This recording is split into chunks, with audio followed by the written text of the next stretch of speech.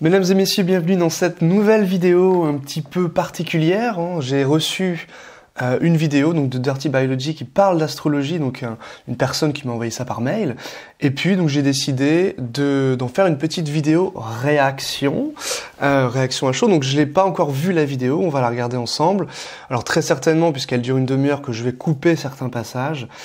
Et puis évidemment, je vais essayer d'apporter mon point de vue en tant qu'astrologue sur la question de l'astrologie, sur sa critique de l'astrologie, puisque je suppose qu'il va pas être tendre avec l'astrologie et qu'il va très certainement dire que ça ne fonctionne pas avec des études à l'appui et d'autres choses statistiques, comme c'est classique dans les contradicteurs de l'astrologie, dans les critiques de l'astrologie, d'avoir des études sous la main qui dénoncent l'astrologie, qui critiquent l'astrologie et ses effets. Donc on va voir tout cela ensemble et puis n'hésitez pas donc à me faire un petit retour en commentaire pour me dire si ça vous a plu. Allez, c'est parti, on commence. Depuis la crise du Covid, et c'est mois très particulier de l'histoire de l'humanité où tout le monde est resté enfermé chez soi à regarder des tutoriels sur comment se couper les cheveux soi-même ou à expérimenter différentes méthodes de cuisson du pain au levain. Bon, déjà ça va très vite, va falloir s'accrocher.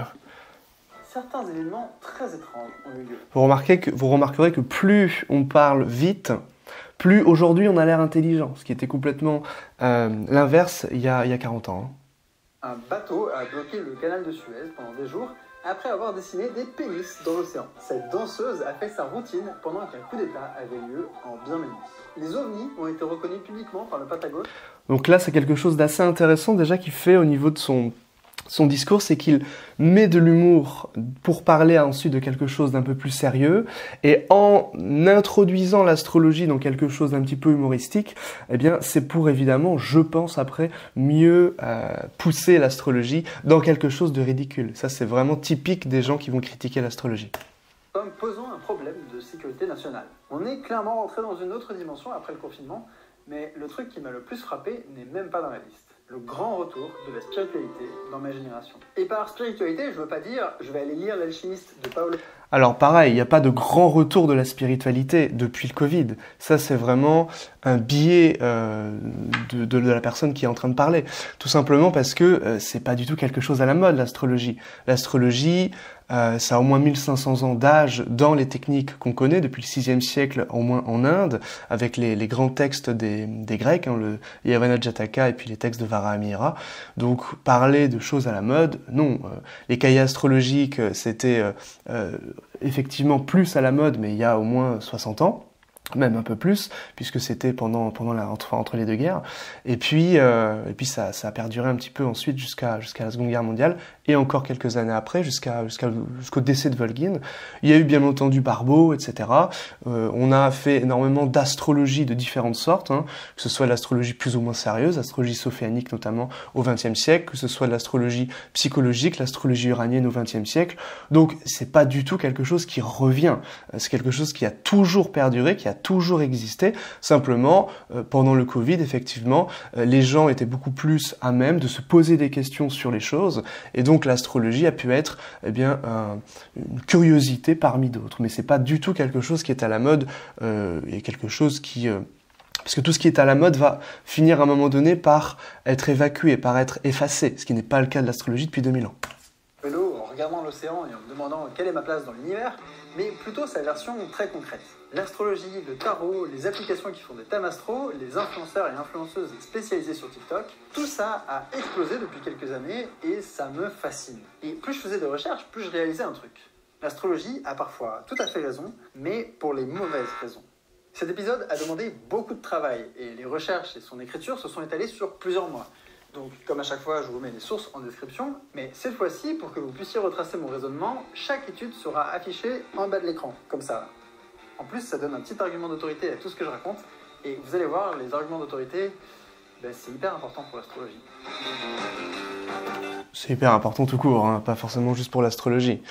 Mais ce qui est très intéressant, c'est que je pense qu'il va partir sur des études notamment d'ordre psychologique sur l'astrologie, et effectivement, c'est pas par ce prisme qu'il faut étudier l'astrologie. Notamment, c'est pas non plus par le prisme de la statistique, comme le faisait Gauquelin au XXe siècle. Mais bon, On va voir un petit peu ce qu'il dit.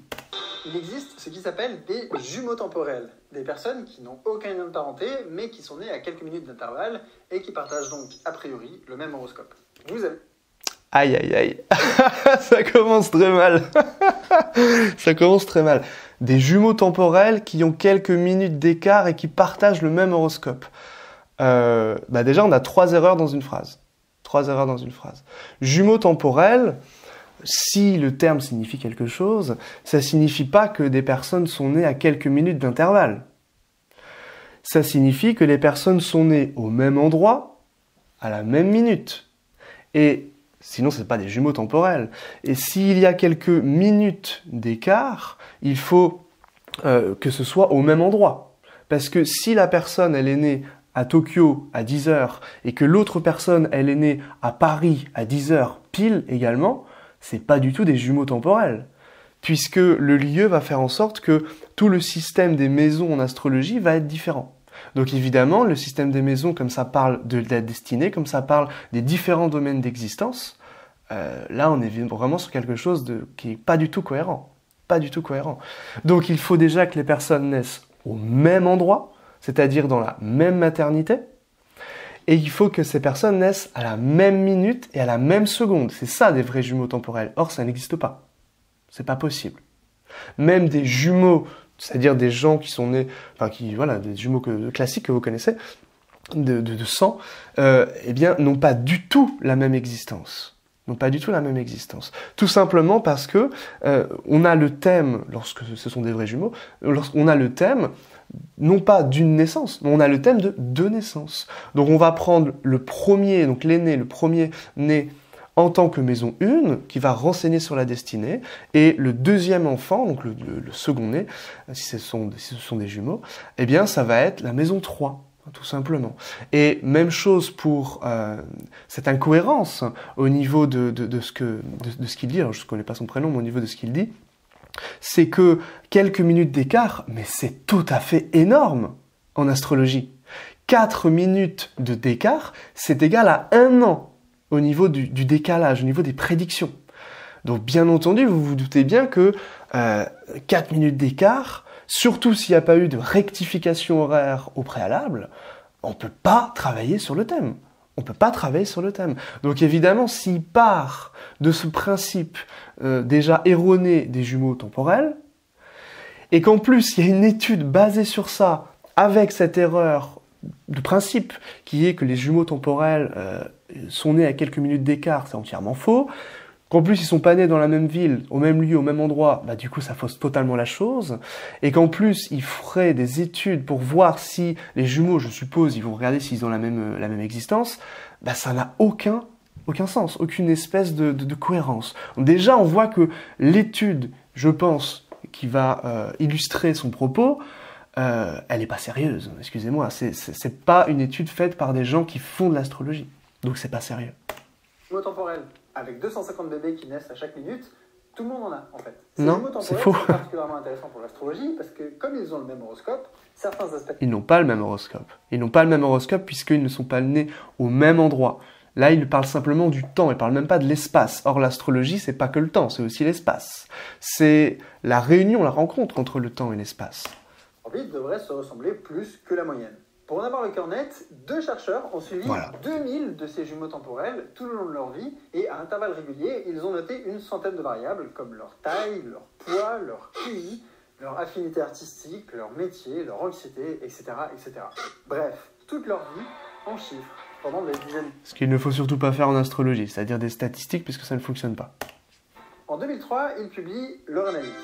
Résultat, les jumeaux temporels n'ont pas eu une vie particulièrement similaire, pas plus que ce qu'on obtiendrait en piochant 2 personnes au hasard dans la population. En d'autres termes, les horoscopes, s'ils existent, n'ont aucun effet mesurable sur la vie des gens.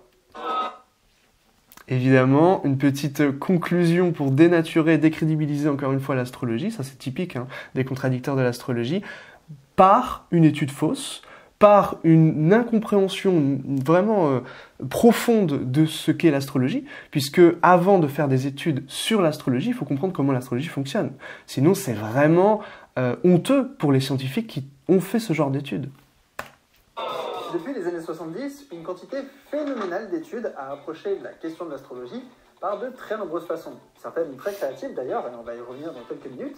Et sans trop vouloir vous spoiler la fin de l'épisode, la conclusion n'est quand même pas incroyablement favorable à ce qui est nommé soit une pseudo-science, soit un système de croyance, en fonction de l'humeur du moment. Mais dans le même temps, une autre certitude se cristallise tranquillement.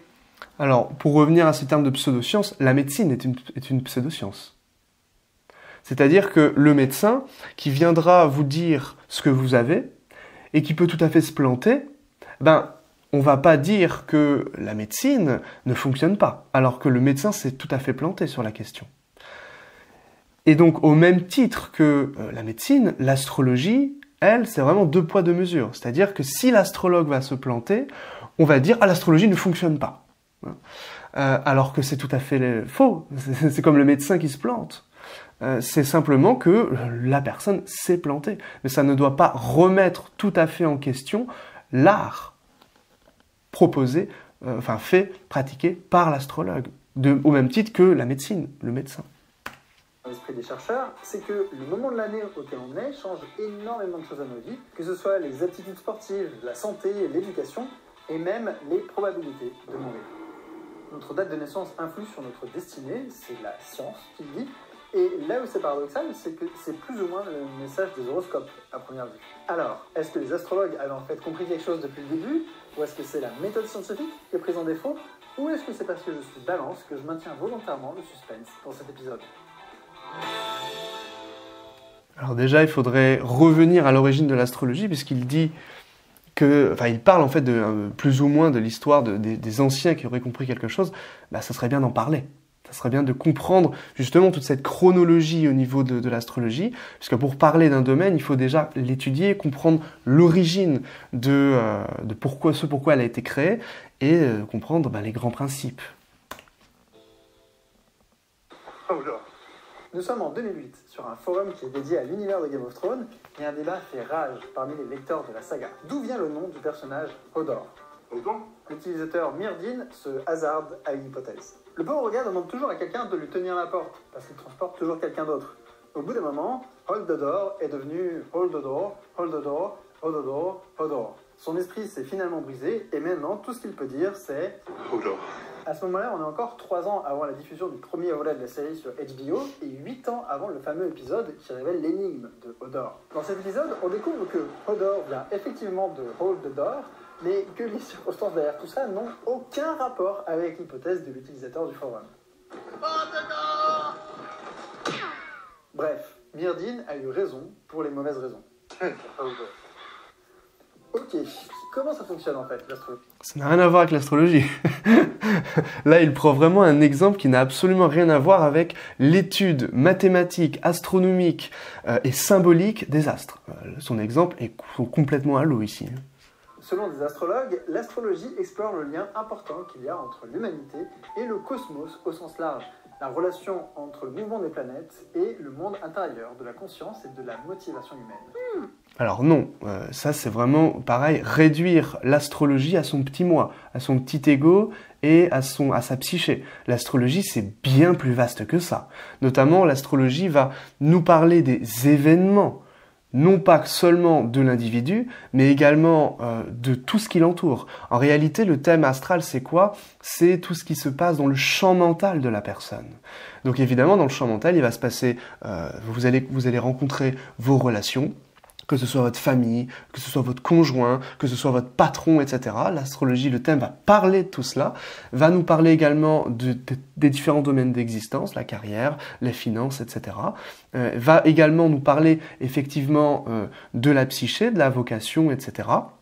Mais ne va surtout pas réduire le mouvement des planètes avec la psyché. Bien entendu, sinon ça n'aurait d'une part aucun sens, et puis surtout, on pourrait dire tout et son contraire, sans qu'il y ait de choses vérifiables. Or, on ne parle pas d'astrologie uniquement depuis l'aspect psychologique, puisqu'on pourrait dire tout et son contraire. Et on tombe ici dans l'effet Barnum.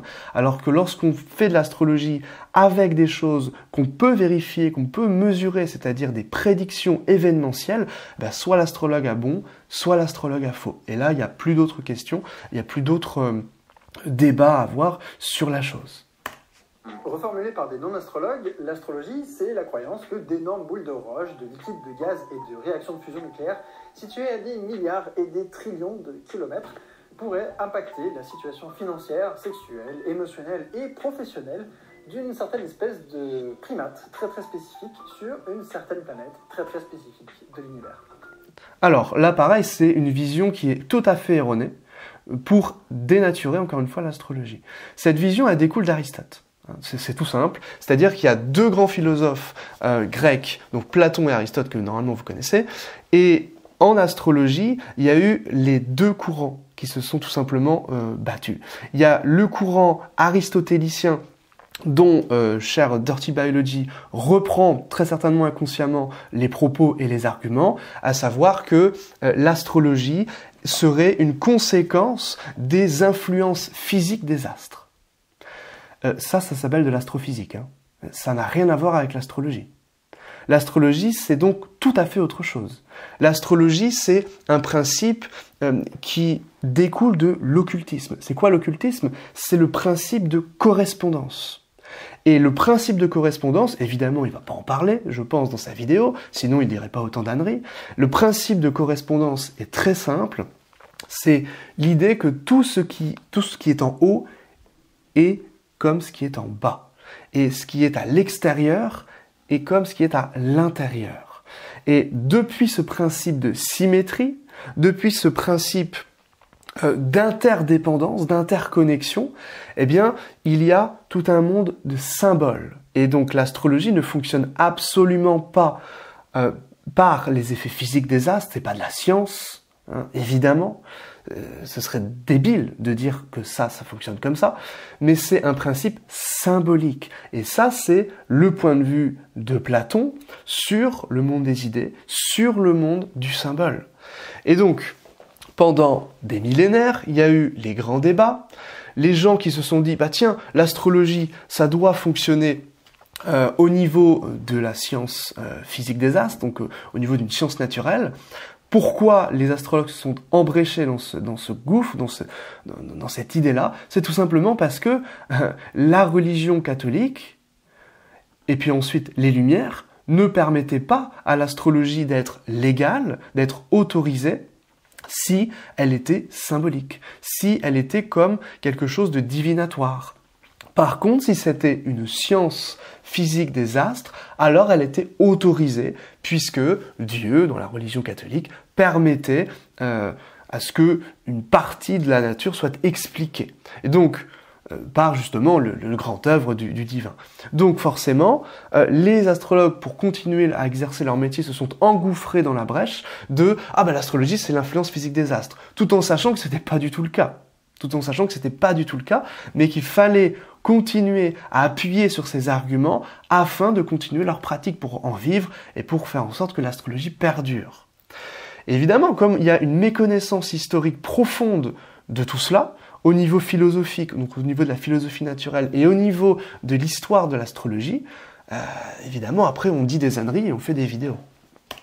Ça, c'est vrai que c'est un peu moins... Concrètement, l'idée générale de l'astrologie consiste à regarder où sont placés certains corps célestes par rapport à d'autres. Par exemple, pour déterminer le signe solaire de quelqu'un, le plus connu, on regarde quelle était la constellation dans laquelle était situé le Soleil. Non, ça c'est faux. C'est-à-dire que là, il va mélanger la zodiaque sidérale et le zodiaque tropique. Donc aujourd'hui, quand on fait l'astrologie occidentale, on regarde pas du tout où est situé le Soleil dans la constellation du Bélier ou du Taureau. On regarde simplement où le Soleil est situé dans l'année. Puisque le zodiaque tropique, c'est la respiration de la lumière au cours de l'année. Donc ça veut dire que c'est basé au niveau des solstices et des équinoxes. Et aujourd'hui, quand on dit « je suis bélier », par exemple, eh bien, ça veut dire « je suis né au printemps quand le jour », eh bien, donc si c'est par exemple au fin du mois de mars ou début du mois d'avril, eh bien, quand le jour commençait à l'emporter sur la nuit. Donc la durée du jour l'emportait sur la nuit. Et c'est ça que ça veut dire qu'on est né en bélier, qu'on a le soleil en bélier. Ça n'a rien à voir avec les constellations. Les constellations, c'est de l'astrologie sidérale, astrologie utilisée avec l'astrologie chaldéenne, donc à Babylone, Mésopotamie, et éventuellement en astrologie indienne aussi, bien sûr, même si l'astrologie indienne, on peut aussi en faire avec l'astrologie tropique. Du point de vue de la Terre, le Soleil semble décrire une trajectoire à l'intérieur d'une bande qu'on appelle le zodiaque. Et dans cette bande... Alors, c'est l'écliptique, ça s'appelle. Passe devant les constellations du Capricorne, du Verseau, des Poissons, du Bélier, du Taureau, des Gémeaux, du Cancer, du Lion, de la Vierge, de la Balance, du Scorpion, du Serpentaire et du Sagittaire. En fonction de devant quelle constellation le Soleil était, vu depuis la Terre, vous aurez un signe solaire donné et donc a priori des attributs de personnalité. Donc là, il confond pareil les constellations et les signes. Encore une fois, il parle de constellations et ensuite il parle de signes, ça n'a rien à voir. Une fois qu'on a fait ça, les choses se compliquent un peu, parce que pour un bon thème astral, il faut aussi intégrer le mouvement des autres planètes du système solaire. Oui, toutes, y compris Neptune et Uranus, qui ont été découvertes plus de 3000 ans après l'invention de l'astrologie par les Babyloniens, et y compris aussi Pluton, qui n'est pourtant plus considéré comme une planète depuis 2006. Alors l'astrologie existait également en Chine et en Inde, à la même époque. Et ça, il va pas en parler, je pense. Et Uranus, Neptune, Pluton, parce qu'il ne parle pas de Pluton, mais évidemment, on peut aussi utiliser Pluton, ne sont pas utilisés depuis très longtemps. On peut les utiliser, mais on peut aussi tout à fait faire en sorte de ne pas les utiliser. Comme disait Louis-Claude de Saint-Martin, il existe dans l'univers 7 fonctions, et il y a énormément de fonctionnaires. Mais comme une planète naine. À ce compte-là, pourquoi est-ce qu'on ne rajoute pas les autres planètes naines comme Eris, Makemake ou Oméa, qui sont comparables à Pluton? Je sais pas, demandez aux experts. Tout ce que je suis, c'est... Eh ben, il y en a qui les rajoutent.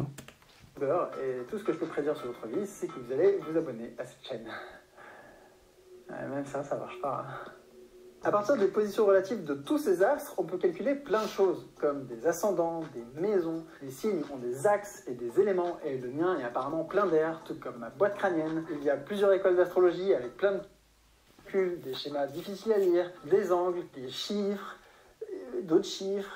Ouais, c'est complexe. En tout cas, ça a l'air complexe, et c'est peut-être ça le principal. Mais déjà là, on peut voir que l'astrologie a quelques petits soucis. Premièrement, c'est dommage que le Soleil ne passe pas devant la constellation du microscope ou de la machine pneumatique, parce que ça aurait été un peu plus stylé que la Balance, au hasard. Deuxièmement, les constellations ne sont que des dessins hallucinés dans le ciel. Débattez sur tout le reste si vous voulez, mais pas sur ça. Les constellations regroupent des étoiles qui sont à des distances complètement absurdes les unes des autres, et ça n'a aucun sens de les regrouper ensemble, juste parce que de notre point de vue, elles semblent proches. Eh ben si, c'est justement ça le grand principe de l'astrologie. C'est que si l'homme était né aveugle, il n'y aurait pas d'astrologie. Tout simplement parce que c'est depuis ce que l'on perçoit que les choses ont un sens.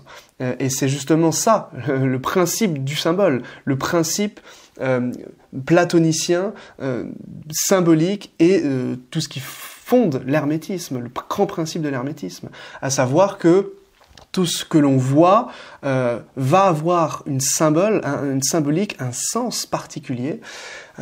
Et évidemment, si une planète paraît reculer du point de vue de la Terre, c'est ce qu'on appelle la rétrogradation, eh bien ça a un sens. Et on voit bien que ça fonctionne, que ça a un sens et que une planète rétrograde va par exemple faire en sorte de perturber, de contrarier les effets attendus qui régit si la planète régit certains domaines de l'existence. Et puis évidemment, au niveau des transits, la planète rétrograde va être beaucoup plus forte et va, elle, avoir tendance à entraîner des événements, chose que ne fera pas une autre planète. Et comment on peut donc s'en apercevoir? Eh bien, comment ça fonctionne? Parce que c'est ce qu'on voit depuis notre Terre. Si on était depuis une autre étoile ou depuis une autre planète, plutôt qu'une étoile, sinon on aurait un peu chaud, mais si on était sur une autre planète, eh bien, ce serait l'astrologie dite depuis cette planète-là. Donc ce serait tout à fait différent. Là, c'est depuis la Terre. Hein. Et puis, c'est évidemment assez curieux de vouloir dénaturer l'astrologie, puisque tous les plus grands sages, tous les plus grands sages de l'histoire travaillaient sur l'astrologie. On faisait de l'astrologie médicale jusqu'au XVIIIe siècle, encore dans les universités françaises. Donc, c'est pas pour rien, quand même. Les constellations n'ont pas plus de réalité objective que les animaux qu'on imagine dans les nuages ou les visages qu'on voit un peu partout. Elles ne décrivent rien qui se passe dans l'univers réellement, ce sont juste des projections à partir de l'endroit où nous on est placé dans le cosmos. Et d'ailleurs, comme ce sont des créations d'esprit, tout le monde... Alors ça peut se tenir intellectuellement. Sauf que l'astrologie, ça n'a rien d'intellectuel. L'astrologie, ça fonctionne ou ça ne fonctionne pas. Si je vous prédis quelque chose parce que vous avez telle planète dans telle étoile, voilà, par exemple l'ascendant Donald Trump est dans l'étoile Régulus, l'étoile des rois, pourquoi cette étoile donne précisément des papes et des rois quand l'ascendant, le maître d'ascendant est dessus, Macron est là aussi, le maître d'ascendant, c'est pas pour rien. Faire à sa sauce. Il y a énormément de points dans le ciel, c'est open bar sur la façon de faire des petits traits entre eux. En Occident, on a décidé que le dessin autour de... Non, c'est pas open bar, c'est tout simplement les étoiles qui sont le plus visibles. Donc c'est en fonction de leur magnitude. Donc bon, c'est évident. L'étoile Bételgeuse, c'était un bonhomme qui était nommé Orion. Bon, en Chine, chez les Dakota, chez les Navajos ou les Tucanos, c'est pas le même dessin. Mention spéciale pour les Indiens d'ailleurs, vraiment minimaliste. Un autre truc rigolo, c'est qu'il y a des constellations obsolètes. Celle de l'atelier de typographie n'existe plus, par exemple, ni la harpe de Georges. Big up à tous les Georges dans les commentaires. Le ciel des constellations a pas mal bougé, au final, et celles du microscope ou de la machine pneumatique ont été inventées il y a seulement 3 siècles, parce qu'il y avait des trous sans rien dans le ciel, et que ça faisait tâche. Et troisièmement, dans ma liste, il y avait 13 constellations. Le Serpentaire est bien dans le zodiaque, et le soleil lui passe bien devant, il devrait donc être un signe de zodiaque, mais les Babyloniens l'ont viré du système parce qu'ils avaient déjà découpé l'année en 12 mois, et ce 13e signe dépassait comme un ziggurat au milieu de la plaine d'Uruk. Alors pourquoi le 12 C'est en lien évidemment avec les lunaisons. Tous les genres. Donc, même sans rentrer dans la question de si l'astrologie fonctionne ou pas en termes de prédiction et tout ça, une chose est sûre, c'est que comme système logique, c'est bourré d'incohérences. Alors c'est pas de l'incohérence, c'est lui qui ne comprend pas les fondations de comment c'est conçu. Mais c'est pas parce qu'il ne comprend pas quelque chose que cette chose est incohérente. Pourquoi les Babyloniens ont gardé un système de 12, tout simple de 12 signes, c'est justement parce que il y a 12 lunaisons en moyenne dans l'année. Il y en a parfois plus, mais la plupart du temps c'est 12. Donc ils ont gardé ce système-là en fonction de la lune, tout simplement. C'est des choses qui sont évidentes. Même chose pour le Serpentaire, les étoiles, effectivement, les plus brillantes sont trop éloignées. On a la même chose, exactement le même problème avec Abhijit en astrologie indienne. L'étoile Vega est trop éloignée par rapport à l'écliptique. D'ailleurs, il ne parle pas d'écliptique, lui, il parle du zodiaque. Déjà, il y a un abus de langage. Les constellations n'existent pas vraiment, et ils en ont même fait sauter une parce que ça les arrangeait, mais il y a aussi le problème... Et puis, il confond aussi l'astronomie et l'astrologie. C'est pas parce qu'on redécouvre des constellations que ça va avoir un impact sur l'astrologie, puisque l'astrologie ne va prendre en considération que les constellations qui sont, en tout cas en astrologie indienne ou sidérale, que les constellations qui sont justement dans cette ceinture du Soleil, c'est-à-dire dans l'écliptique. Les autres ne vont pas avoir d'importance. Longueur. Certaines constellations occupent un plus grand espace du ciel, et donc, par conséquent, leur signe devrait s'appliquer à des gens nés sur un plus grand intervalle du calendrier. La constellation de la Vierge devrait donc s'étaler sur 45 jours au lieu de 30, et celle du Scorpion sur uniquement une semaine, parce qu'elle occupe une plus petite place dans notre champ de vision. Et à tout ça, s'ajoute le problème... Alors, même chose pour cette idée de découper de manière effectivement uniforme les constellations dans l'astrologie sidérale. Là, il parle pas, vous voyez, il fait pas du tout la distinction entre l'astrologie tropique et sidérale, certainement parce qu'il la connaît pas, mais là, tout ce qu'il dit n'est en rien en lien avec l'astrologie occidentale. Donc c'est-à-dire qu'il parle de quelque chose, il ne sait même pas de quoi il parle. Il devrait préciser que ce qu'il est en train de dire concerne l'astrologie indienne ou l'astrologie sidérale. Voilà, donc déjà là il y a un problème. Et pourquoi les astrologues sidéraux découpent le ciel en 12 parties de 30 degrés chacune, encore une fois, c'est pour des notions symboliques, c'est pas pour des notions astronomiques. On fait pas de l'astronomie pure, on fait pas de l'astrophysique du tout, on fait quelque chose en lien avec la symbolique. Et dans le ciel, il n'y a pas de maison, il n'y a pas vraiment de constellation, effectivement, comme il le dit. C'est-à-dire que il y a tout simplement des étoiles et il y a des planètes. C'est ça qu'il y a dans le ciel. Et le zodiaque, c'est-à-dire le thème, ce qu'on représente sur une feuille, si vous voulez, c'est une représentation de quelque chose en 3D, en 3 dimensions, qu'on répercute en 2 dimensions. Et évidemment, c'est une grille de lecture proposée par les astrologues, les sages depuis des millénaires, qui évidemment s'est fait au fur et à mesure. Mais bien entendu que on n'est pas sur l'idée de voilà, le bélier, il y a 3 petites étoiles qui se battent en duel. Évidemment, à côté des poissons, c'est pas du tout la même chose. D'ailleurs, il aurait dû prendre ces 2 constellations qui sont les plus contrastées et celles qui sont à côté. Mais évidemment, c'est pas ça l'astrologie, encore une fois, même l'astrologie sidérale. C'est simplement des grilles de lecture, des matrices. Précision. Notre planète tourne autour d'elle-même, ce qui fait les journées. Elle tourne autour du Soleil, ce qui fait les années. Elle est inclinée de 23 degrés environ, ce qui crée les saisons. Mais en plus de tout ça, l'axe de la planète tourne très lentement, insensiblement, en formant un cône, comme ça. Et ça, c'est la précession. Ce phénomène est commun à tous les corps en rotation qui subissent une force extérieure, comme l'attraction du Soleil et de la Lune, ici, ce qui a pour conséquence de lui faire un tour, comme ça, tous les 26 000 ans. C'est pas évident de se représenter ce mouvement correctement, parce que la planète a déjà sa rotation sur elle-même, et la rotation... Donc un tour rétrograde, c'est-à-dire vers l'ouest. Autour du Soleil, et ce mouvement-là est beaucoup plus lent. La conséquence est qu'une personne qui resterait à regarder le ciel toutes les nuits pendant des milliers d'années verrait les constellations bouger petit à petit. Et un astrologue babylonien qui viendrait aujourd'hui pèterait littéralement une tablette cunéiforme devant notre ciel étoilé, s'il arrivait à le voir avec la pollution lumineuse. Comme l'astrologie utilise les vieilles dates pour les signes astrologiques, elle est en décalage total avec les dessins réels qu'il y a dans le ciel. Bref, en prenant la... Ah bah non, pas l'astrologie sidérale du coup.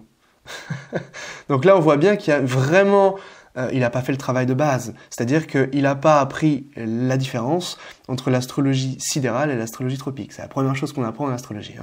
Donc là, déjà, on voit qu'il y a souci. Et puis pour parler des Babyloniens, parce qu'il veut en parler, à l'époque, on avait connaissance de quelque chose qui effectivement bougeait, mais on n'appelait pas ça la précession des équinoxes, on appelait ça l'oscillation des équinoxes, parce qu'on pensait qu'à un moment donné, ça revenait, ça se balançait comme ça. Donc on avait déjà connaissance de cela. Sauf simplement, on ne savait pas que c'était un tour entier. Vous allez du côté de l'astrologie de langue grecque, c'est la même chose. La taille réelle des constellations et ainsi de suite, ça fait que je serai vierge au lieu de balance. Et pas de blague. Les astrologues répètent que c'est pas un problème, parce que ce sont pas les vraies constellations qui comptent, probablement parce que les vraies étoiles sont celles qui ont déjà été volées par ton père pour les mettre dans tes yeux, et donc les incohérences ne les empêchent pas de dormir, ni de trouver des clients. C'est pas des incohérences, encore une fois, ce sont 2 systèmes différents qui parlent de 2 choses différentes. L'astrologie sidérale va se baser sur les étoiles, sidérale, étoile, l'astrologie tropique va se baser sur les solstices et les équinoxes, c'est-à-dire sur les saisons, ou, autrement dit, la respiration de la lumière au cours de l'année. Encore une fois, c'est pas une incohérence, c'est lui qui ne comprend pas la différence entre les signes et les constellations, la base. Vous avez 0. Mais ça valait le coup. Et effectivement, notre espèce a peut-être des particularités rigolotes, comme le fait d'avoir des fesses ou des glandes sudoripares que les autres primates nous envient, mais elle possède aussi des traits acquis au cours de millions d'années d'évolution qu'elle partage avec ses cousines. Et parmi les traits qu'on a en commun avec les autres espèces, il y a que la physiologie des bébés est influencée par la saison de naissance. Le timing de la ponte influe sur notre biologie profonde. Et il y a énormément d'études qui s'intéressent à tout ça. Pour que vous vous fassiez une idée, le résultat d'une recherche sur Google Scholar pour saison de naissance chez les humains ressemble à ça. C'est copieux, On a l'impact du mois de naissance sur la probabilité d'avoir des allergies, sur le rythme cardiaque moyen, sur la probabilité de finir obèse, de développer de la sclérose en plaques ou de naître avec une trisomie 21, sur celle d'être atteint d'une maladie psy comme la schizophrénie ou la démence, mais aussi sur l'amabilité ou sur le fait d'être plutôt du matin ou du soir, et évidemment, il y a aussi un impact sur la mortalité. Tout ça, ce sont des études qui ont réussi à trouver un effet de la date de naissance sur tous ces aspects-là de nos vies. En général, j'aime pas faire des listes en vidéo parce qu'en termes de divertissement, c'est à peu près aussi fascinant qu'un sujet de bac de philo polynésien. Alors, pour vous aider à y voir plus clair, je vous propose 7 horoscopes que vous pourrez retrouver en haute résolution dans la description. Sa particularité, c'est qu'au lieu de décrire votre futur succès dans les affaires ou le retour de votre ex, il décrira l'effet du mois de votre naissance sur votre corps. Vous avez qu'à chercher votre mois de naissance et vous aurez une petite idée du super pouvoir que ça vous donne. Moi, j'ai... C'est pas de l'astrologie. C'est intéressant. Mais ça, c'est vraiment la superficialité propre aux gens qui ne connaissent pas l'astrologie et qui font des études là-dessus. C'est-à-dire que les gens qui ont fait les études sur l'astrologie n'étaient pas astrologues, ça se voit. Puisque tu peux pas juste prendre en compte le mois de naissance pour parler des facteurs au niveau des maladies. Bien sûr que c'est intéressant, bien sûr que c'est un énorme raccourci, mais il faut prendre bien entendu l'ensemble du thème et trouver dans le thème ce qui portera le plus, ce qui sera le plus évident en termes de difficultés au niveau des maladies, au niveau de l'astrologie médicale qui est bien connue depuis très très longtemps, depuis des millénaires. On n'a pas en fait, quand on connaît le langage de l'astrologie médicale, ce qui nous montre ici avec ces études soi-disant scientifiques, c'est que c'est rigolo. Voilà, les gens nés au mois d'octobre, sont plus sujets à avoir de l'asthme ou de l'eczéma. Je peux vous montrer énormément de gens qui sont pas nés en octobre qui ont des problèmes d'asthme. Tout simplement parce qu'ils vont avoir une lune, un mercure, une maison 3 affligée et la maison 4 qui va être un petit peu particulière également. N'importe quel thème où vous aurez lune, mercure, maison 3, 4 affligée, il y aura des soucis au niveau des bronches, au niveau de l'asthme. Il n'y a pas besoin de faire des études scientifiques pendant 15 ans pour savoir ça. C'est quand même très particulier. Octobre, gros bébé, plus de recherche de nouveautés, plus de probabilité d'avoir de l'eczéma. Ça pourrait être pire parce que les gens qui sont nés au printemps ont tout en plus. Plus de sclérose en plaques, plus de chances de mourir jeune, plus de dépression. Mon Dieu. Traité par mère nature, quoi. Bref, du coup, le mois de naissance est plutôt influent sur notre physiologie et il y a 3 grandes hypothèses pour expliquer tout ça. Premièrement, les maladies. L'exposition pendant la grossesse ou la petite enfance à certains pathogènes comme le virus de l'herpès, la toxoplasmose ou la grippe influe sur les troubles. Bon, je vais passer parce que c'est un peu long et c'est pas intéressant. Typiquement les fois où ça marche et en oubliant toutes les fois où c'est complètement absurde. Jeanne Dixon avait aussi déclaré que la Troisième Guerre mondiale commencerait en 1958 et que les soviétiques seraient les premiers à mettre le pied sur la Lune. Un peu raté du coup, mais ça l'a pas empêché d'avoir une grande carrière d'astrologue. Mais bon, on pourrait rétorquer que c'est pas parce qu'un docteur se trompe de diagnostic de temps en temps que toute la médecine est achetée. Et c'est pas parce que ça c'est marrant, on a le même argument. Il n'existe pas de mécanisme qui pourrait expliquer comment les astres pourraient agir sur nos vies que ça marche pas. Il pourrait tout à fait y avoir un mécanisme magique qui s'activerait de temps en temps et qui permettrait à des personnes très spécifiques de faire des prédictions très spécifiques sur le... Alors non, il n'y a pas de don de voyance, il n'y a pas de don de médiumnité spécial pour les astrologues. Bien entendu, il y a des astrologues qui sont câblés, qui sont en lien vraiment avec le ciel, notamment les astrologues, la plupart du temps, il y en a aussi en Occident, mais indiens. Mais pas que. Mais ça n'a rien à voir. C'est évidemment il faut de l'intuition, mais c'est surtout l'apprentissage d'un langage. Il n'y a pas de boule de cristal, c'est pas du tarot, c'est pas des choses comme ça l'astrologie. Tout le monde peut apprendre l'astrologie. Ce serait ouf, mais bon, pourquoi pas. Heureusement, la méthode scientifique est hyper adaptée pour détecter des signaux au milieu du hasard et détecter l'existence d'un tel mécanisme magique est tout à fait dans ses cordes. D'ailleurs, de très nombreux chercheurs se sont attelés à faire exactement ça. Verdict. La magie aide pas vraiment les astrologues à faire des bonnes prédictions. Alors, c'est pas de la magie, c'est l'intuition. Il faut évidemment définir ce que pourrait être la magie pour eux par rapport à leurs études. Mais c'est vraiment l'intuition qui permet d'aider à la prédiction. Et ça sert à quoi l'intuition? C'est simplement, on a des hypothèses de départ qu'on a trouvées par le contexte de la situation, par les différents facteurs célestes qui vont être activés, et on va souvent hésiter entre 2 ou 3 facteurs. Et l'intuition va être là pour nous aider à trancher, c'est tout. On fait autre chose, mais on ne sait pas quoi. Dans cette étude, qui a été répliquée de très nombreuses fois par la suite, des chercheurs ont fait participer des professionnels de l'astrologie à une expérience. Le test était simple. Il fallait relier des résultats de tests de personnalité à des signes du zodiaque. Après l'expérience, les chercheurs se sont rendus compte que les astrologues trouvaient le bon thème astral pour la bonne personne à peu près aussi souvent que s'ils avaient tiré au hasard. Parce que c'est marrant de tirer sur... Alors ça, justement, c'est ça qui est problématique. C'est que le test de personnalité ne fonctionnera jamais. Puisque c'est quelque chose de subjectif, la personnalité, par définition. En fait, ce qu'il aurait fallu faire, c'est trouver des événements de la vie, de l'existence. Par exemple, trouver le métier de la personne, trouver ce qui s'est passé à telle date, etc. Et ça, on le fait par exemple sur des forums, le forum de Denis Labouré Astrocourt. On a des exercices en aveugle et on voit bien que donc souvent il y a 4 réponses. Donc le hasard c'est 25%. Tout simplement, hein, une chance sur 4. Et on voit bien que les astrologues, les meilleurs astrologues, ils ont bien plus que le hasard. Hein. Ils ont au moins 60% de réussite. Donc c'est bien plus que le hasard, c'est bien plus que 25%. Donc faut arrêter à un moment donné. Mais que c'est encore plus drôle quand c'est au lance-roquettes.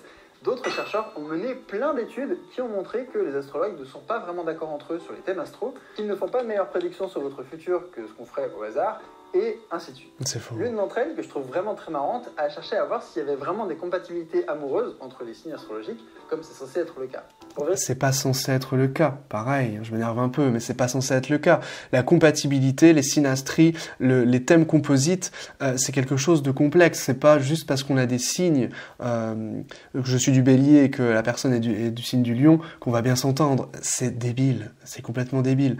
Ça, c'est pas de l'astrologie sérieuse, c'est de l'astrologie populaire, l'astrologie d'horoscope, si vous voulez. Pour vraiment faire une astrologie sérieuse, il faudrait faire des thèmes composites, ce serait déjà beaucoup plus sérieux.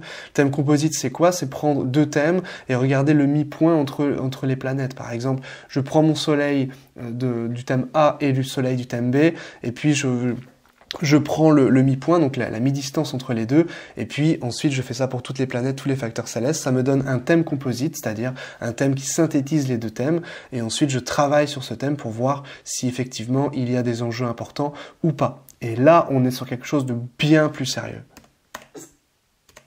Un chercheur a regardé plus de 10 millions de mariages en Angleterre et il a regardé tous les signes astrologiques des mariés. Résultat, les signes compatibles ne sont pas plus souvent ensemble que les autres et les étoiles n'y sont pas pour grand-chose dans le choix de l'être aimé. Alors là aussi, c'est terrible. Il y a une énorme confusion. C'est pas parce que les gens se marient qu'ils sont compatibles. C'est complètement absurde. Sachant qu'il y a 2 mariages sur 3 qui flambent, c'est absolument absurde. Des chercheurs écrivaient encore des lettres ouvertes pour dire que l'astrologie est une pseudo-science et blablabla, mais aujourd'hui, à part quelques études ici et là pour s'amuser à prouver une fois de plus que c'est bidon avec une nouvelle méthode encore plus originale et faire marrer les collègues au passage, en vrai, plus personne n'y consacre de l'énergie. Parce que, et c'est triste à dire, l'astrologie ne mérite pas que des experts s'y penchent dessus. L'affaire est classée depuis longtemps. Très longtemps en fait, parce que... Alors ça, c'est évidemment entièrement faux, hein, sachant qu'une personne sur 3 en France va consulter un astrologue. Évidemment que c'est pas du tout quelque chose qui est évident, que l'astrologie ne fonctionnerait pas, puisqu'elle fonctionne, puisque on l'a vu déjà comment elle fonctionnait avec le système symbolique, avec le système des correspondances, hein, tout simplement. Et si on ne comprend pas, parce qu'on est fermé au niveau scientifique, au niveau intellectuel, au niveau mental, si on est fermé à la sphère symbolique, à la sphère de l'intuition, et puis en fait ça veut dire qu'on n'est pas curieux au final. On n'est pas curieux parce qu'on n'a pas cette curiosité pour aller explorer d'autres systèmes de langage. Alors aussi, on peut être fait d'une certaine façon, et l'astrologie justement le permettrait de le voir, qui nous couperait entièrement de ce langage-là. Mais je pense que n'importe qui peut au moins comprendre que l'astrologie n'a rien à voir avec l'astrophysique, que l'astrologie n'a rien à voir avec ce qui est décrit dans cette vidéo, et que l'astrologie, c'est quand même quelque chose de complexe et qui a un lien avec la symbolique. Ça, c'est quand même la base. Des Romains comme Cicéron critiquaient la pratique il y a plus de 2000 ans. Des gens... Oui, Cicéron, parce que on peut en trouver plein. On peut en trouver plein d'autres. On peut trouver Pic de la Mirandole également. Hein, et puis on peut trouver bien d'autres défenseurs de l'astrologie. Hein, si je prends Morin de Villefranche, qui était le combattant, si vous voulez, de Pic de la Mirandole, lisez Morin de Villefranche, et puis si vous comprenez quelque chose à ce qu'il dit, eh bien vous verrez ses arguments. Hein. Qui lisaient l'avenir dans les entrailles d'animaux ou dans le passage d'oiseaux migrateurs trouvaient que quand même, l'astrologie, c'est vraiment limite. Ça n'a rien à voir avec l'astrologie, ça. Utilité personne. Et c'est pour ça que parmi le supertanker qui bloque le commerce mondial ou les ovnis qui réapparaissent dans les discussions politiques, le phénomène le plus mystérieux de ces dernières années, pour moi, c'est que cette croyance est explosée en popularité. Mettre l'astrologie au même plan et que les ovnis, c'est grossier. La rhomphologie. La rumpologie est une croyance qui consiste à lire l'avenir des gens dans leurs fesses.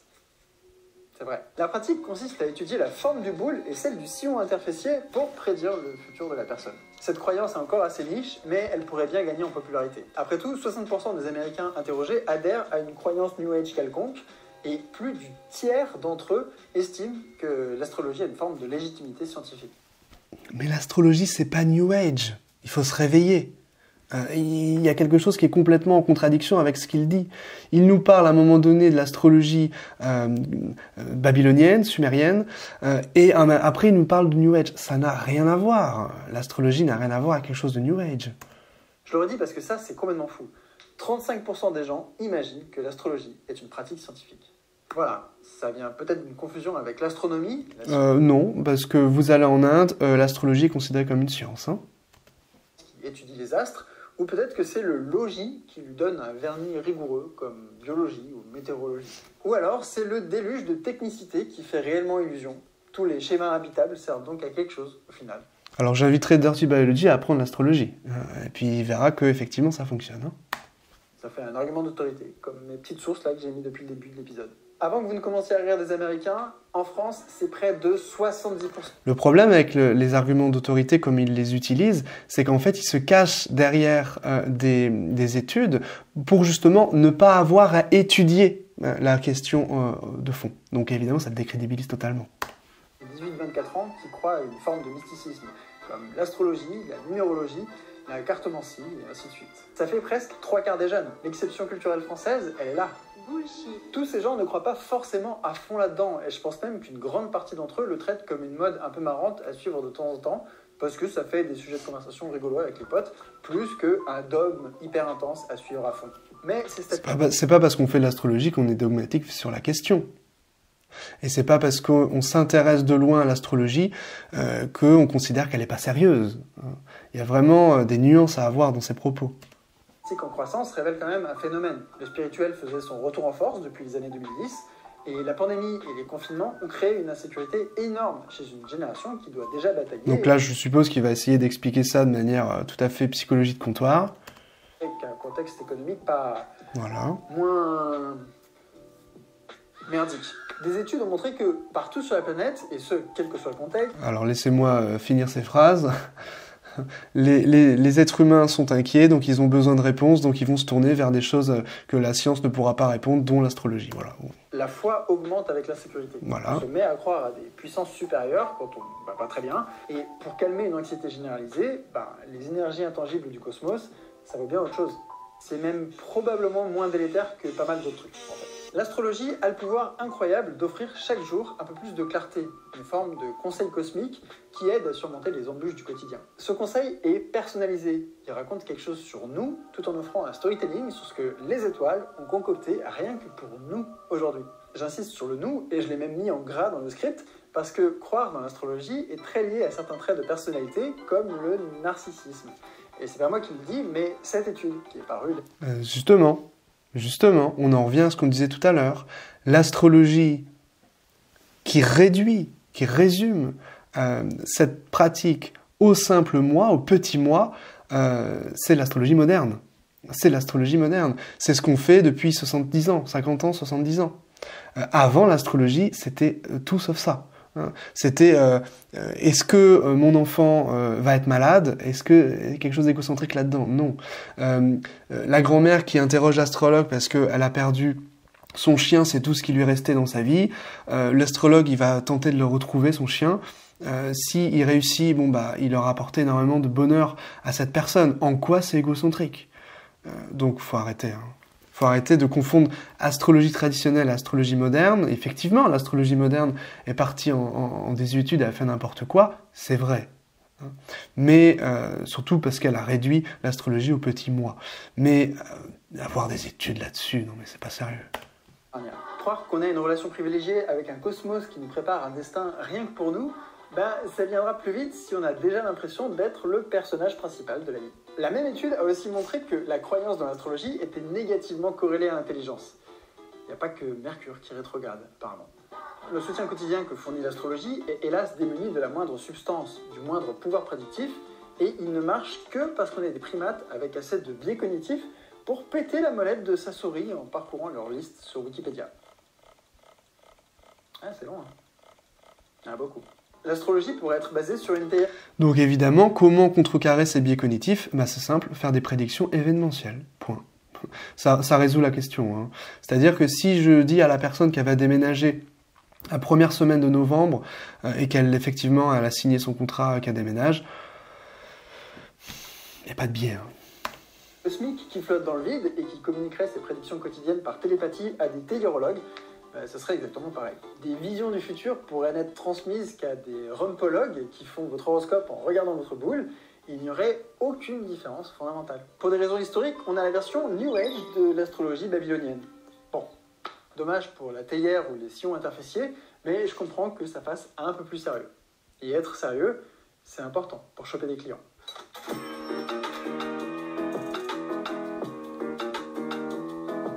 La question des thunes est centrale dans l'astrologie. On ne peut pas comprendre cette croyance si on ne capte pas son modèle d'affaires, parce que c'est un business qui roule. On a des émissions financées par Netflix. And interestingly, on your... Encore une fois, comment décrédibiliser l'astrologie par tout ce qui se fait de pire au niveau des médias, au niveau des réseaux, au niveau... voilà, on avait, Nabila, je crois, qui présentait une émission sur l'astrologie, enfin bref. C'est pas de l'astrologie, ça c'est pas sérieux. Là, on joue effectivement sur la bêtise humaine, sur les croyances humaines, et évidemment toutes ces pratiques, pour le coup, New Age, pour le coup, complètement irrespectueuses de l'astrologie, décrédibilisent totalement l'astrologie, ne sert pas du tout cette pratique noble. Hein. Marriage point, you have the asteroid Wagner. Really? On a des influenceurs sur TikTok avec des millions d'abonnés. I want you to know that this eclipse season, April 30th until May 15th, Taurus and Scorpio placement people will be acting batshit. Don't ask any questions, let them be batshit. I would get back to them and confront them or ask them if they're okay after eclipse season, end of May. Il y a aussi des... Bon, pareil, ça c'est pas sérieux, hein, évidemment, mais c'est simple de prendre des exemples loufoques, encore une fois, dans le but de décrédibiliser l'astrologie. C'est pas parce que on a des gens qui profitent de ce système, qui profitent de tout cela et de la naïveté des gens, que l'astrologie derrière est fausse, évidemment. Question de divination avec options payantes, des best-sellers, des formations personnalisées, des goodies, etc., etc. Dans le monde, l'industrie de l'astrologie pèserait plus de 13 milliards de dollars aujourd'hui, et c'est peut-être là qu'on retrouve sa véritable raison d'être. Comme le disait le sociologue Théodore Adorno dès les années 50. Qu'on retrouve sa raison d'être. C'est sûr qu'à l'époque, quand le roi il disait à son messager d'interroger l'astrologue pour savoir s'il allait gagner la guerre, ou si son peuple allait mourir au niveau de la famine parce que l'agriculture n'allait pas suivre, c'est sûr que c'est vraiment pas du tout la raison d'être de l'astrologie. Hein. Bon. L'occulte ne joue qu'un rôle très secondaire dans l'astrologie. Tout le monde s'en fout de savoir comment les constellations pourraient réellement influencer nos vies. Le mécanisme n'intéresse personne, la magie n'intéresse personne. Ce qui compte, c'est le message général, l'encouragement individualiste. Bon, ça c'est évidemment faux, parce que tous mes élèves, eux, ils ont juste envie de comprendre comment ça fonctionne. Hein. Très matériel. Ce truc professionnel va bien se passer, t'inquiète pas. Cette rencontre amoureuse, c'est la bonne. Les étoiles ont un projet pour toi, tout va bien. L'astrologie, c'est du pragmatisme. Là, on dirait qu'il va juste dire des choses positives. Hein, évidemment, c'est comme si pour lui, on dirait, en tout cas, c'est ce qui sous-entend, les personnes viennent voir l'astrologue, et puis l'astrologue leur dit ce qu'ils ont envie d'entendre, exactement comme la voyante avec sa boule de cristal, etc. C'est pas ça, l'astrologie. Hein. Et le fait que les gens croient plus facilement leurs horoscopes quand ils sont positifs confirme l'idée que l'astrologie est un produit de consommation qui est à cheval entre le divertissement et le développement personnel. Et ils confondent l'horoscope, évidemment, qui est du bullshit, et l'astrologie. Là, je pense que ça résume bien la situation. Hein.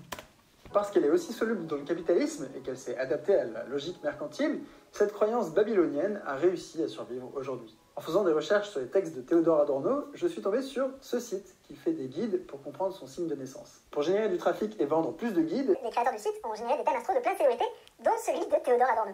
Je ne sais pas si j'aurais apprécié l'ironie, mais on aurait pu difficilement mieux confirmer ses idées.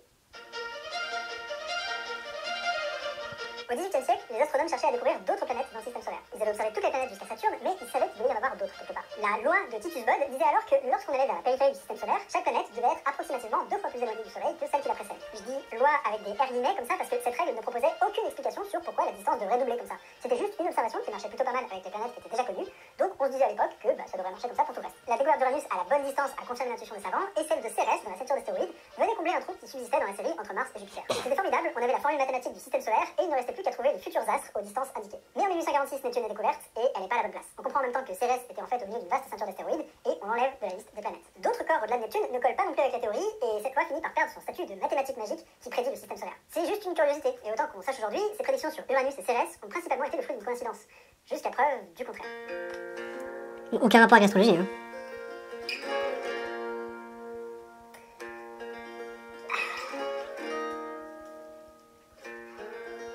Écoutez, ça fait un petit moment qu'on discute comme ça là, et j'ai vaguement l'impression de tourner autour du pot. Beaucoup de circonvolutions et d'anecdotes, mais pour parler de quoi finalement? Eh bien, pour moi, la vraie question n'est pas vraiment de savoir si l'astrologie est capable de prédire votre quotidien, si votre boss va vous offrir cette promotion, ou si ce mec est vraiment l'homme de votre vie, parce que de 1, il est sympa, mais c'est juste un pansement, et tu le sais, et de 2, il y a plus important. Comment est-ce qu'on sait ce qu'on sait? Comment est-ce qu'on peut être sûr de quoi que ce soit? Cette question est au cœur de la discipline de l'épistémologie, et un long débat de philosophie des sciences a tenté de définir proprement ce qui séparait la science, la vraie, des croyances, comme la divination. Est-ce qu'il existe un critère simple qui distinguerait le travail des astrologues? Alors, divination, hein, c'est c'est se connecter au divin. C'est pas une croyance, c'est une pratique. Donc déjà... Celui des chercheurs en laboratoire. Et qu'est-ce qui permet aux seconds d'affirmer que les premiers n'arriveraient même pas à enlever l'eau d'une botte si les instructions se trouvaient sous le talon? Je ferai pas un résumé de ce débat ici, je me le dirai pour une prochaine fois, mais cependant, laissez-moi observer une chose. La puissance de la méthode scientifique n'est pas son infaillibilité. Au contraire, la science prend le risque de faire des erreurs. Et en fait, beaucoup. Comme la loi qui voulait prédire la distance des planètes, les chercheurs proposent une idée, elle est testée, débattue et parfois réfutée. Un jour, elle ressortira peut-être du placard, qui sait, mais en attendant, c'était une coïncidence. La grande vertu de ce système, c'est que même s'il produit des déchets, il en produit beaucoup, il avance. Revenez voir cette vidéo dans 20 ans, et il est fort probable que beaucoup de ce que j'y raconte soit obsolète. A l'inverse, l'astrologie essaie d'avoir toujours raison. Cet exercice impossible demande d'être toujours très vague dans les formulations et de ne jamais se risquer à proposer des mécanismes qui pourraient être... Ah bah, je propose une consultation à monsieur. On verra si je suis vague dans mes prédictions. Écoutez, la première conséquence, c'est que l'astrologie stagne et qu'elle propose toujours plus ou moins la même chose qu'elle est. L'astrologie stagne, voilà. C'est ce qu'on va dire à Alfred Viteux, donc au XXe siècle, qui a complètement... justement fait scandale parce qu'il a proposé un système complètement différent, basé sur les transneptuniennes, basé sur l'asymétrie, sur les mi-points, sur des points sensibles, en enlevant la plupart des maisons, des signes, etc. Faut arrêter, hein. Faut un petit peu étudier l'astrologie parce que là, ça va pas du tout. Dire que l'astrologie n'a pas évolué, c'est vraiment méconnaître tout à fait l'histoire de l'astrologie. Lisez Willem Knapisch, Histoire de l'astrologie, vous aurez une petite base là-dessus au moins. Millionnienne. Et la deuxième conséquence, c'est que même quand elle a raison, c'est pour les mauvaises raisons. Mmh. Merci à toutes et à tous, et à la prochaine. Ouais, c'est beaucoup de vent, hein.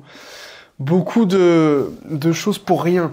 Donc là, en gros, sur une demi-heure de vidéo, il a parlé peut-être 5 minutes de l'astrologie, hein, puisque tout le reste, c'était une légère, enfin même une profonde confusion entre la voyance, l'humour, et puis, afin de décrédibiliser tout simplement l'astrologie, et puis les pratiques de l'astrologie. Ça n'a rien à voir, évidemment, l'astrologie avec la voyance, ça n'a rien à voir avec les boules de cristal, ça n'a rien à voir avec la magie comme il le sous-entendait. Et puis à un moment donné, il parlait d'astrophysique, ça n'a rien à voir. Il parlait des lois scientifiques, ça n'a rien à voir. Donc il ne parle pas en fait, il parle de tout sauf de l'astrologie. Bon, pourquoi pas, mais dans ce cas-là, il aurait peut-être fallu rebaptiser son titre autrement, hein. Voilà pour cette petite vidéo, donc j'espère que vous avez compris des petites choses, hein, sur l'astrologie. Peut-être que je referai d'autres vidéos pour voilà, les contradicteurs de l'astrologie. Alors c'est toujours les mêmes arguments, hein. C'est simplement les gens qui n'ont jamais étudié l'astrologie, qui s'appuient sur des études pseudo-scientifiques, sur des études qui eux-mêmes ont été conçues par des gens qui ne font pas de l'astrologie, et puis... Voilà, on s'appuie derrière parce qu'on n'a pas envie, on n'a pas la curiosité intellectuelle, on n'a pas la soif d'apprendre, on n'a pas la soif de vraiment découvrir la chose pour voir si oui ou non ça fonctionne réellement. Donc on se cache derrière des arguments d'autorité, des études scientifiques, on fait des vidéos et puis ça fonctionne, donc tout va bien pour nous, on n'a pas à perdre du temps en essayant d'apprendre une science qui nous dépasserait. Hein. Voilà, c'est en gros l'idée de la vidéo que je viens de commenter. Si ça vous a plu, n'hésitez pas à me laisser un petit commentaire. Je sais pas si je referai beaucoup de vidéos comme ça, puisque le but c'est pas spécialement de critiquer les autres et la vidéo, c'est surtout de vous donner des petits arguments pour tenter de vous défendre lorsque l'astrologie sera critiquée. Évidemment, si on sort du Nabila, ça dénature complètement l'astrologie. Mais si on sort du Volgin, du Guido Bonatti, du William Lilly ou du Denis Labouret, là on va tomber sur des os et puis des arguments vraiment qui vont aller à l'encontre des scientifiques et qui vont au contraire servir grandement l'astrologie. Voilà, je m'arrête là et puis je vous dis à très bientôt pour une prochaine vidéo. Bye bye.